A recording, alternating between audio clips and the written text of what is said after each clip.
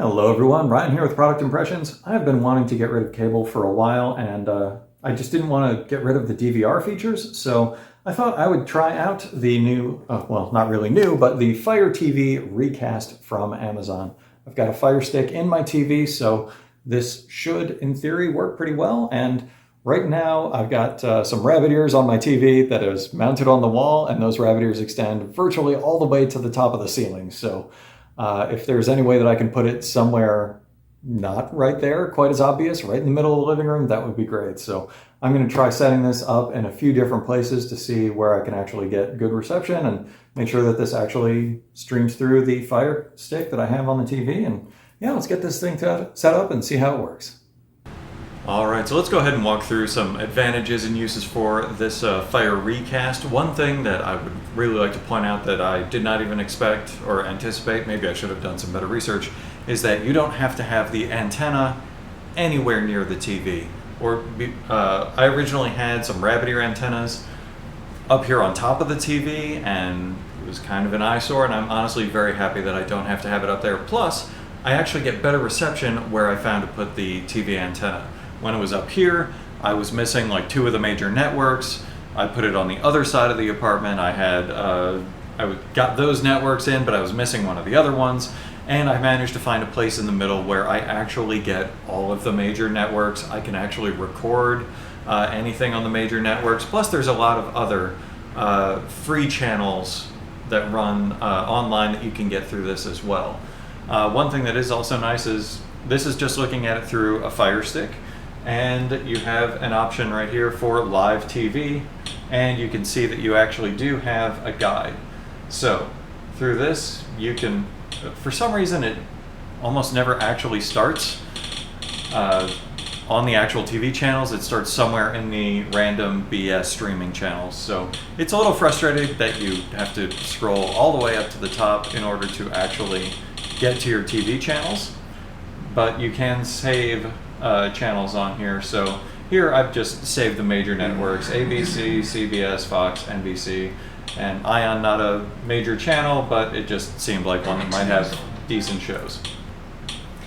You can go through, and just like with a lot of other DVR services, I have no idea what this show is, but you can just select it and then set up a recording, either the series or the single episode. And if you want to record a series, you can do it either just on this one channel or on all channels. Once you have it set up, if it's just on this channel or however, you can go into that series recording and make some modifications. But I'm not setting up anything new. And as you can see here, I went out from setting up that recording, and it's back into these streaming channels again. So that is one thing that is a bit frustrating, is it will constantly go to the wrong area. It doesn't just go back to the place in the guide where you left. A lot of times it's not a big deal. Sometimes it seems to go back to where you were, other times not. I haven't really figured that out yet, so hopefully that could be smoothed out. But given that this device is already a couple of years old, I wouldn't hold my breath on that. If we go back to live, you have to scroll down a few times, but you can see here's a section for DVR recordings. So here I do have a bunch of shows that I just randomly set up to record. Friends, I told it to record on every network, and so pretty quickly there's 11 episodes of that.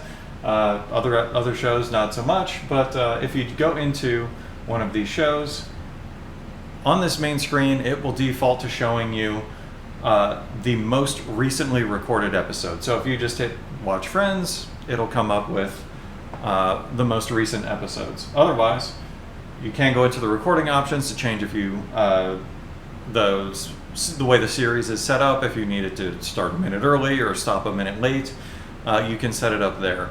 It cannot start late or end early, so that is something that I wish you could do, but that's not an option that's available.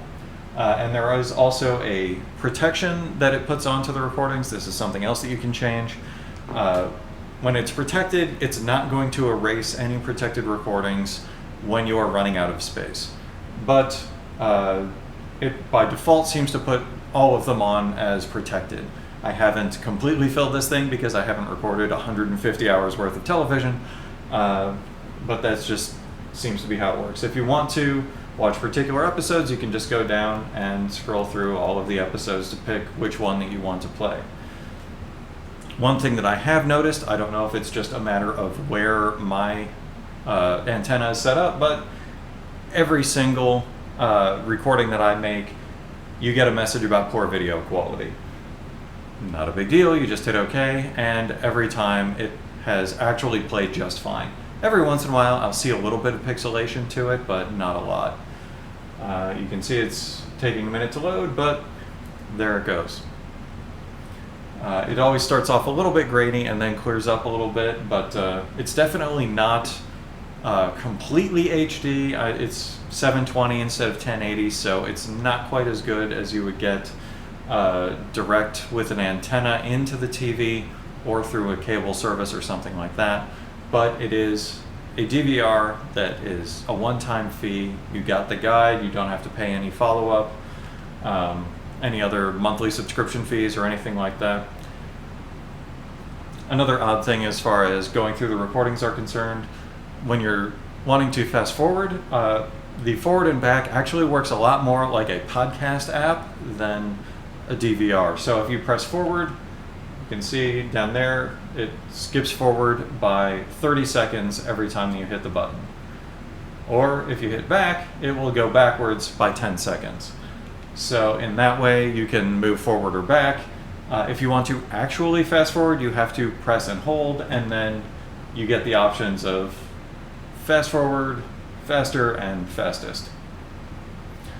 And just like with a lot of DVRs through cable channels or TiVo, when you hit play, it will bounce back a little bit to try and account for people's reaction times to when you are actually fast forwarding and need to hit play to get it to start playing again. Now when you go out from a recording, it stays on the one that you just were watching, and if you want to delete it, you have to actually hit the menu button, and down here there are you can't see it because of the mute, there we go, protect recording or delete recording. So that's how you go in and delete something if you want to. One thing that I have noticed is that this thing can be a little bit slow. So if I go back to that recording and I hit play, I'm just going to fast forward a little ways into it.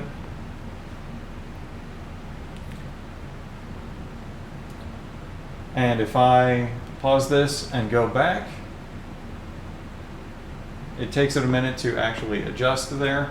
With a lot of recordings, when you finish watching it and then back out, it will bring up a little play button here, and then you have the options of deleting the recording, unprotecting it, protecting it, whatever the case may be. I've discovered that it's a little bit slow to pick up on that, and so you have to wait for it to flicker a couple of times.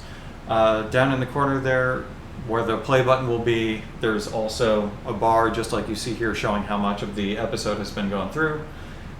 It'll flicker and update that, and then it takes about another second, it flickers again, and then you can go and delete it. If you go quickly and get to the delete button before it flickers again, it'll look like you're deleting it, but it won't actually delete the episode. You have to wait for it to flicker a couple of times, and then it will have caught up and you can actually go in and delete episodes. Setting up all of the recordings are really easy, as you saw before. Oh, this is actually the screen that I was thinking of, so maybe it only shows up when you've only got one recording remaining. But yeah, that play button flickers a couple of times, and then you can go and delete the recording. So there are some really odd aspects of this. Overall, I would say if you're looking for an inexpensive way of doing some cord cutting, getting rid of cable, and you happen to have a Fire Stick or a Fire TV, this is a great option. You do have to have a Fire TV app on a mobile device in order to set it up. That is because there is no interface on the box itself. You can connect a TV antenna to it. You can plug it into the Ethernet connection directly into your router if you want to, or you can connect to it by Wi-Fi. But you always have to have some other device to set it up. I personally set it up with the cell phone that I'm using to record this right now, so I can't show you how the Fire TV app works, but it's fairly intuitive. It doesn't seem to matter the order that you do things as far as connecting to the connecting to power versus the antenna or anything like that. Setup is easy. You go through the Fire app, and I did have the Fire TV app lock a couple of times while I was setting things up, so I did have to force it closed and then open it up again to get it to actually scan the channels and figure out how many channels I was getting based on where I put up the antenna. But overall, I would say that this was really nice. I've been using this for a couple of weeks now. I'm really happy with it. If you have any questions, one other thing.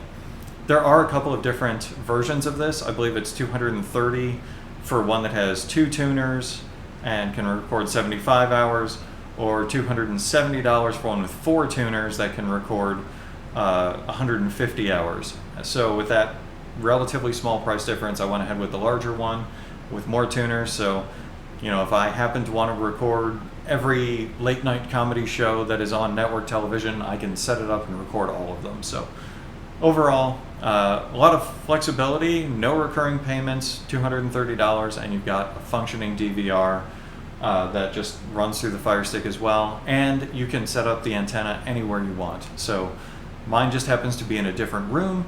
If you want to put it on up in an attic space or something like that, as long as you have power to get the Firecast or Fire Recast, whatever they're calling it, the Recast power, you're good to go. If you can put it on the same Wi-Fi network that a Fire Stick is on or a Fire TV, it does not matter where the antenna is. It can be anywhere, and you'll be able to stream the TV to your TV. So if this has been of help to you, like, share, subscribe. If you have any questions, leave them down in the comments. I will do my best to answer, and I will see you next time.